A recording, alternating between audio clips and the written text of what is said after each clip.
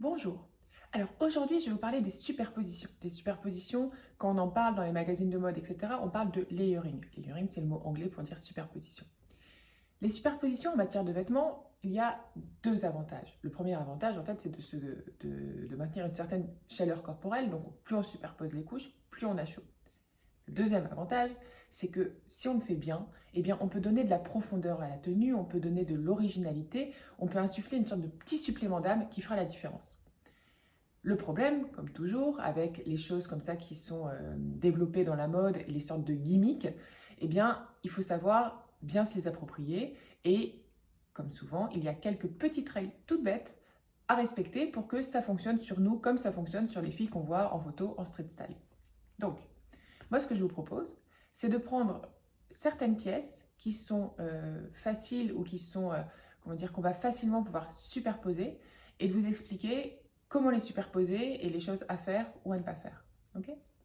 Donc, on commence avec la veste en jean. La veste en jean, c'est une des pièces qu'on voit les plus souvent dans les layering de, voilà, dans les photos de Tommy Tone ou du Sartorialiste ou ce genre de trucs, ou même dans les éditos de mode. Ok? Il y a deux manières d'utiliser la veste en jean en matière de superposition. On peut la porter au-dessus, c'est-à-dire que ça sera la dernière couche, ça sera celle qu'on verra. Au-dessus, on peut la porter en cape, c'est-à-dire qu'on ne va pas enfiler les manches.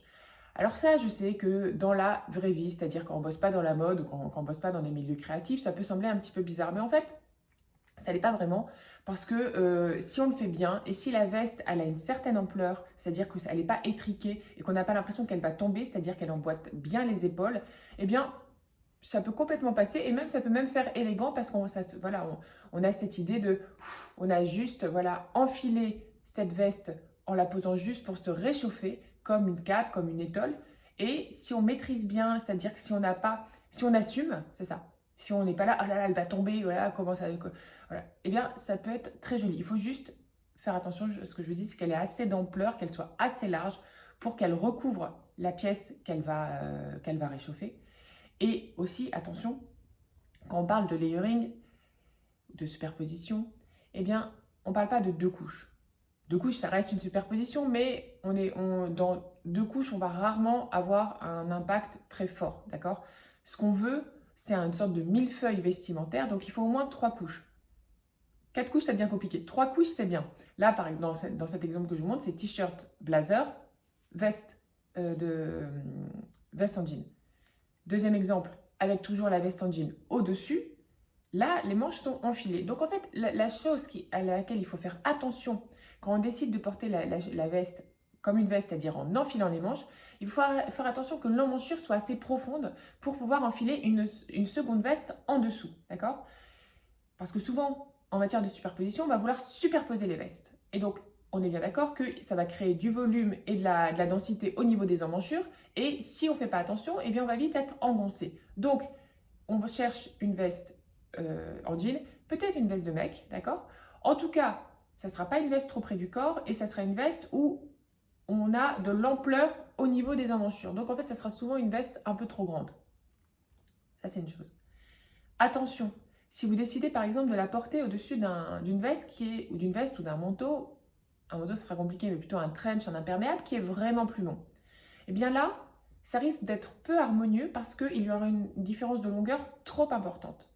La plupart du temps, dans les superpositions de vestes, on essaie que les vestes ne soient pas vraiment opposées en termes de longueur. Bien sûr, il y a des exceptions, mais de manière générale, il ne faut pas qu'il y ait plus de, je sais pas, 10 cm, allez 10 cm, 15, 20 cm max entre les deux vestes. Sinon, l'harmonie est brisée et on voit deux pièces superposées. Quand une superposition est bien réussie, on voit un ensemble.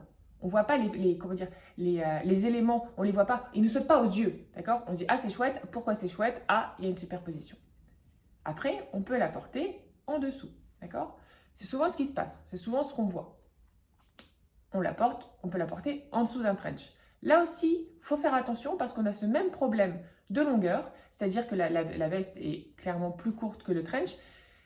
Ça peut fonctionner parce que la veste plus courte étant en dessous de la veste plus longue, eh bien, visuellement, on ne voit pas, la différence de longueur n'est pas trop impactante.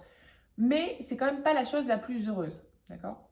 on est plus en, comment dire, ça sera plus, ouais, plus harmonieux si on va sur une veste qui est un petit peu plus longue et une fois qu'on a bien géré cette longueur, c'est-à-dire qu'on a géré une veste un peu plus longue au-dessus de la veste en jean, il faut surtout se focaliser sur la nature de la veste et essayer d'avoir un contraste de matière et un contraste de couleur. Là, par exemple, avec cette veste qui ressemble à une sorte de veste barbour, eh bien, on va avoir une veste, un revêtement ciré avec peut-être un col en velours et qui va clasher, qui va se télescoper avec le jean.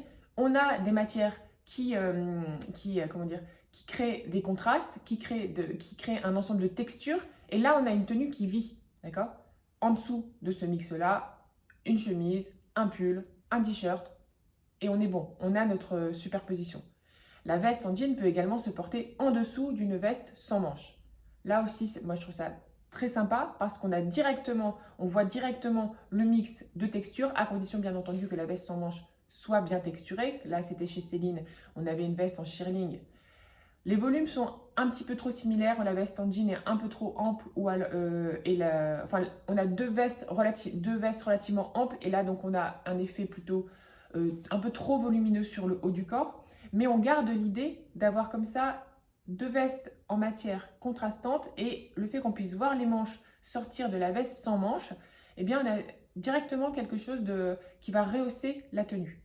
Bien évidemment, on peut la placer sous un gros gilet, pas sous un gilet trop fin, parce que avec les superpositions, on a envie qu'il y ait une gradation. C'est-à-dire qu'on a envie que la veste, la veste ou l'élément le plus fin, le plus fin, soit plutôt au plus près du corps, d'accord? Donc si on a une veste en jean avec au-dessus un gilet un peu fin ou pas assez épais, eh bien le gilet pas assez épais va mal tomber sur la veste, ça ne sera pas naturel, on n'aura pas l'idée de « Ah, ça va réchauffer ». Il faut avoir à chaque fois l'idée qu'on a rajouté quelque chose pour réchauffer. Donc là, la veste en jean, elle est relativement fine, mais elle sera sûrement plus épaisse qu'un gilet fin. Donc là, on met un gros gilet torsadé, par exemple, esprit gilet de montagne, ou voilà, gilet esprit les mailles irlandaises.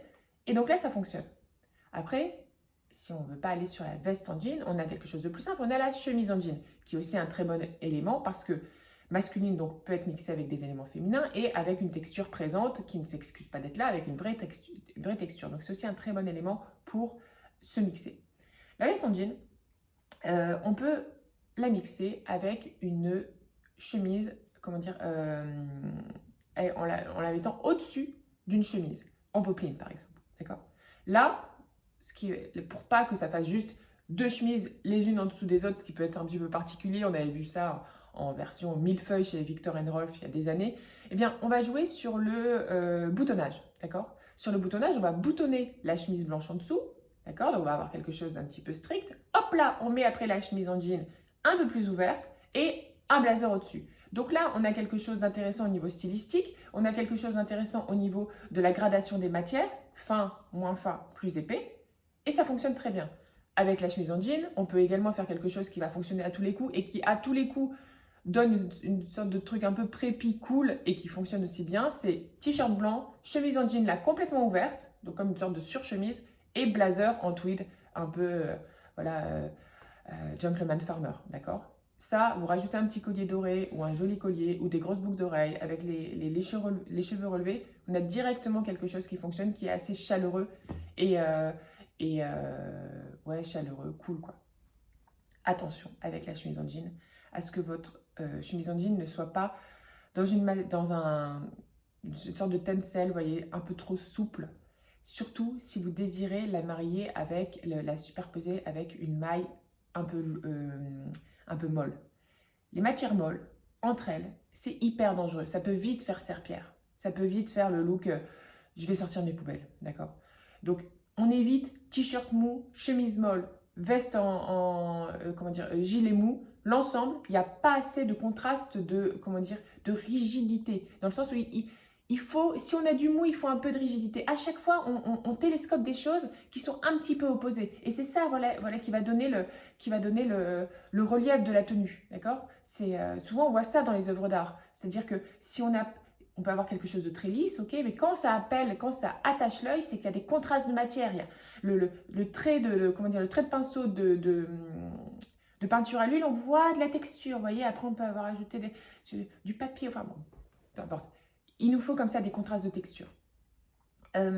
Voilà, pour la chemise en jean, c'est pas très compliqué. Hein. Donc, on la met souvent entre la première couche et la troisième couche, au milieu. On l'attache, on la laisse ouverte si c'est un t-shirt, on peut l'attacher si c'est une autre chemise et on fait attention à sa texture. Après, bien évidemment, dans tout ce qui est superposition, layering, on a la veste doudoune sans manches. Ça, c'est un produit clivant. Mais s'il est bien utilisé, ça peut bien fonctionner. Premièrement, on peut la placer en dessous. Si on la place en dessous, on la choisit de manière générale. Bien sûr, il y a des créateurs japonais, etc., qui vont faire d'autres choses. Mais nous, de manière générale, dans la vie de tous les jours, ok, on la veut assez fine, dans une matière, dans une couleur comment dire, qui est intéressante. Alors, je ne vous dis pas d'aller vers du rose fluo qui va peut-être trop clasher, qui va trop attirer l'œil, mais plutôt vers un kaki plutôt qu'un bleu marine, vers un jaune pâle plutôt qu'un camel. Vous voyez, amusez-vous un petit peu avec les couleurs, mais donc on veut du fin. Et là, on le glisse sous un trench, sous un par-dessus. Et en dessous, on met un col roulé, on met un t-shirt, on met une chemise. Ça fonctionne très bien. Et c'est surtout ce qui va permettre de bien fonctionner et ce qui va permettre un petit peu, voilà, de booster l'ensemble, c'est qu'elle a une matière technique, elle a une matière un peu crissante où il va y avoir des reflets et c'est ça qui va booster, qui va rehausser par exemple la maille du pull et la laine du par-dessus, ou qui va rehausser ce côté un peu mat du trench et mat du t-shirt qu'on aura en dessous. C'est vraiment la doudoune sans manches, son avantage, c'est sa texture, c'est sa matière qui est comme ça technique et son petit rembourrage. Attention, si on cherche par exemple comme ici à la mixer avec un blouson qui va être un peu proche de sa texture, là ça marche beaucoup moins bien. Comme je vous l'ai dit, on cherche des contrastes de matière. On peut également penser à faire là, comme l'avait fait chez Sakai. Alors là, elle a fusionné les deux, mais là, moi je veux juste vous montrer l'idée. L'idée d'avoir un duffel coat, donc hyper traditionnel, classique. Sachez que le duffel coat revient et si vous en avez, ne les vendez pas. Et si vous en trouvez dans les marques dans les boutiques vintage, etc., allez-y parce que le duffel coat, l'hiver prochain, ça va être au top. Et donc là, l'idée, c'est d'avoir ce contraste de matière avec une doudoune qui va pas être trop étriquée, qui va avoir des emmanchures assez profondes pour pouvoir mettre un menton en dessous. Mais si vous avez duffel coat, caban, et si vous ajoutez au-dessus une doudoune, là pour le coup, allez-y, elle peut être fluo, elle peut être métallisée, d'accord? C'est vraiment l'idée là de télescoper deux univers complètement différents, doudoune pas trop courte, emmanchure profonde, ok? Si vous avez vraiment envie de vous amuser et que si vous avez les éléments pour, vous pouvez vous amuser et prendre exemple sur Sakai qui avait mis comment dire, une petite doudoune, mais là aussi je pense que c'est une pièce qui est fusionnée, une doudoune cropped sur un trench. Mais alors là, l'idée aussi, c'est comment dire, c'est de voir ce que ça rend dans la glace, d'accord? Parce que moi, tout ce que je vous dis, c'est la théorie. Et là, sur le papier, si on m'avait dit une doudoune super cropped avec un long trench, j'aurais dit non, ça marche pas. Là, ça fonctionne parce que la doudoune a le bon volume et le trench aussi. Donc, si vous avez des doutes, n'hésitez pas, vous essayez devant votre glace, vous prenez des photos surtout parce que souvent dans la glace, on n'a pas le recul nécessaire, il faut vous prendre en photo, vous demandez à quelqu'un de vous prendre en photo et vous regardez, d'accord? Et peut-être que ça va fonctionner, peut-être que ce que vous vous étiez dit, ah non, non, ça ne marchera jamais, bah là, ça fonctionnera. Faites attention quand même sur les doudounes, sur les vêtements d'extérieur. Si la doudoune est un peu trop longue et que le trench est aussi un peu long, bah là, par exemple, là, je trouve que ça ne rend pas bien. On a un problème de volume, la doudoune cannibalise le trench est trop fin, la doudoune trop épaisse, d'accord? Ça marchait chez Sakai parce que la doudoune de face, elle avait la bonne longueur par rapport au duffel coat qui n'était pas trop long.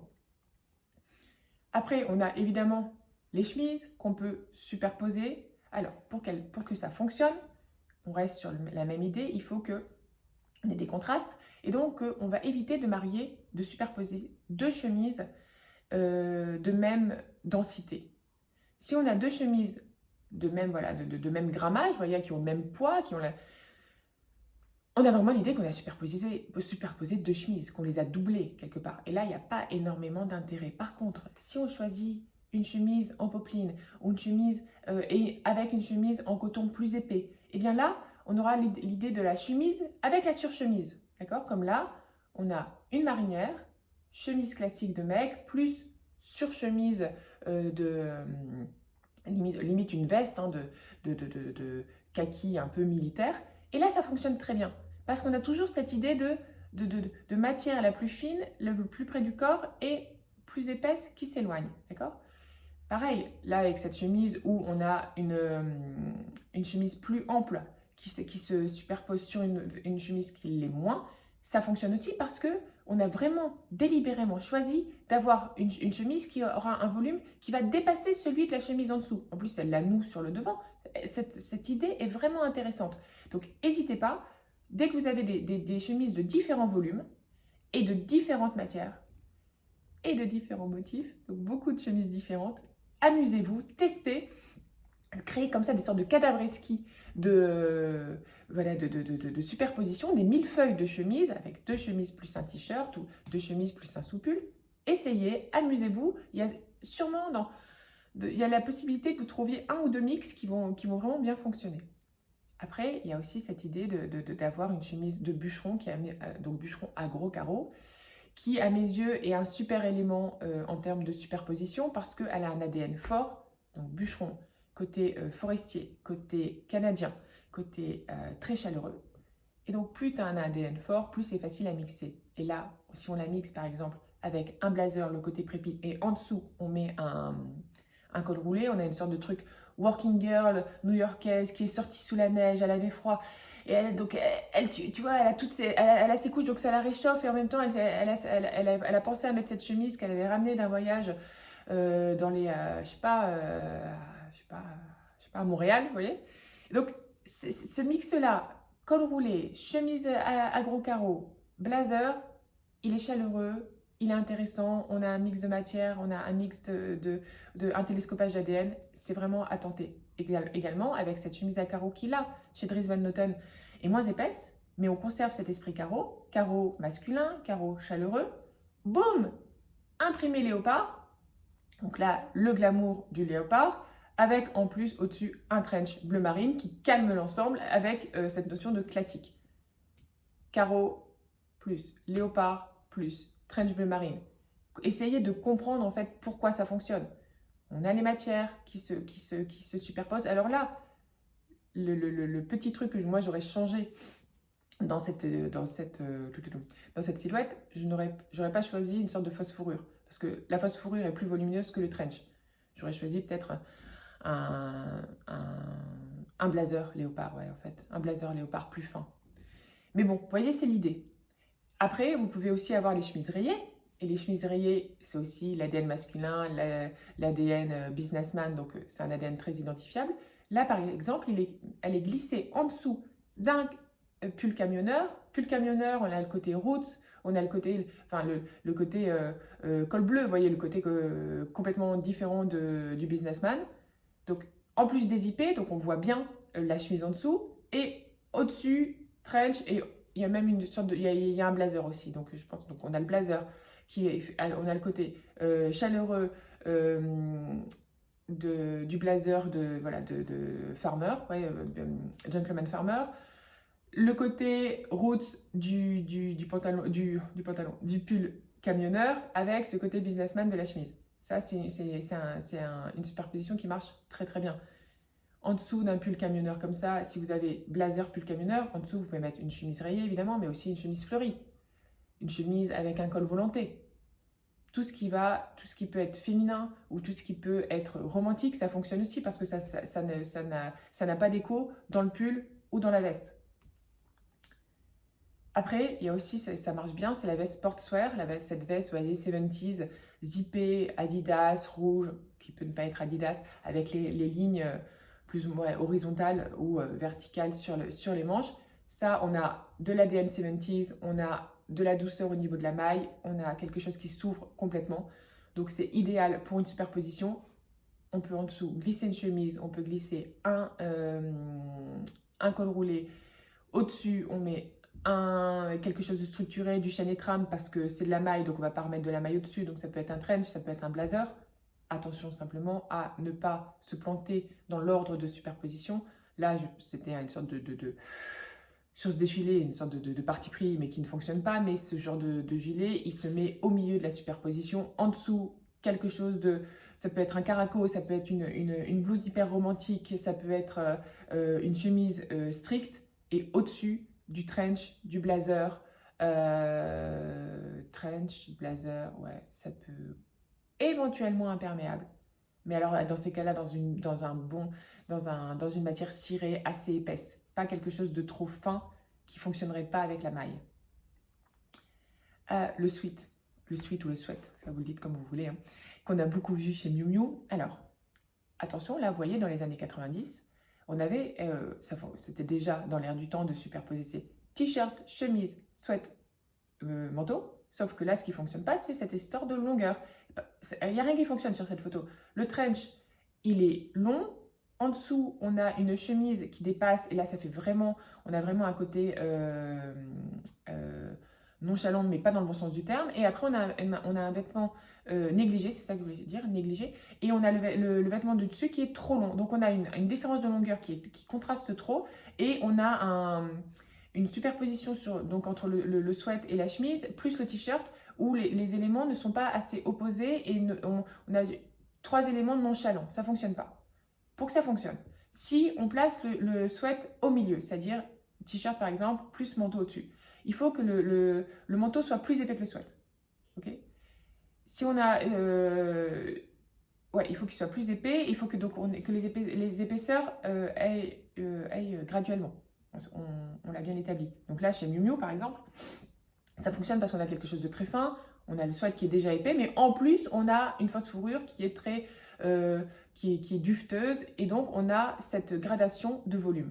Si votre sweat est la pièce la plus épaisse, donc elle est dans ces cas-là au-dessus, et en dessous, on va s'amuser, on va faire le fameux twin set qui revient, donc gilet plus petit pull en dessous, plus t-shirt, pour avoir le côté col blanc du t-shirt qui ressort, qui donne de la vitalité à l'ensemble. Mais pensez vraiment que si votre sweat il est plus épais que tout le reste, placez-le au-dessus. D'accord. Il peut être aussi au-dessus d'un blazer, il peut être au-dessus d'un gilet en maille, et en dessous, caraco, petite chemise ou t-shirt. L'idée, voilà, c'est attention, donc on revient avec cette idée-là de ce que je vous montrais au début, où il n'y avait pas assez de contraste. Quand on a le sweat, c'est pas l'idée d'avoir une superposition en mode Rocky Balboa, à moins que vous ayez envie d'aller faire un footing sur la plage ou de grimper des marches. On ne fait pas t-shirt un peu loose, plus second t-shirt encore plus loose, plus sweat. Là, on n'a pas l'idée, on n'a pas la superposition, à part le fait de réchauffer, elle n'a pas de supplément d'âme stylistique. Après, c'est un choix. Mais... Donc voilà. Sachez aussi qu'en fait, une fois que vous avez votre layering, votre superposition, votre t-shirt, votre sweat, votre blazer, eh bien, c'est une bonne base. Mais n'hésitez pas à la rehausser, par exemple, avec des petits bijoux, avec des colliers, avec... moi, je ne suis pas trop fan pour quand on a collier plus boucle d'oreille, ou ça, je trouve ça un peu lourd. Vous pouvez faire collier ou boucle d'oreille. Mais comment dire, comme ça, ces mix, ces superpositions, il y a un jeu de texture, et le fait de rajouter un bijou, ça va ajouter encore un clin d'œil au niveau texture, ça va ajouter une autre surface, et ça va rehausser le look. On peut aussi penser à miser sur une jolie matière sur le bas, parce que souvent le layering il se passe sur le haut.